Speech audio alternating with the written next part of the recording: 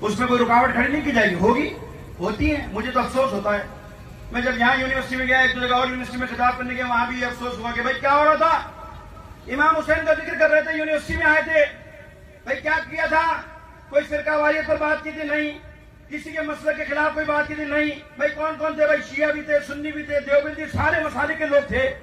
بھائی جب سارے مسالک کے لوگ یہاں موجود تھے تو اس ممبر سے تو اچھا پیغام گیا ہی نہیں گیا. یہ 2.5-3-4 گھنٹے سے پروگرام چل رہا ہے، یہاں کون سی ایسی بات ہوئی ہے کہ جس کو اس کو روکنے کے لیے انتظامیہ فعال ہو جاتی ہے، یوم حسین کو روکنے کے لیے. ابھی یہاں فیسٹیول رکھوا لو ناچ گانے کا، یہاں کا پرنسپل بھی بیٹھا ہوگا، یہاں کا وی سی بھی بیٹھا ہوگا، سب بیٹھے ہوں گے نہیں ہوں گے؟ ابھی آئے تھے مغرب سے سارے ناچ گانے والے، ان کو بڑا پروٹوکول دے کر یونیورسٹی میں لے جایا گیا. وہاں تو کوئی اعتراض نہیں ہو، وہاں تو نہیں کہا گیا اگر یہ پروگرام ہوا تو ہم رینجرز کو بلا لیں گے.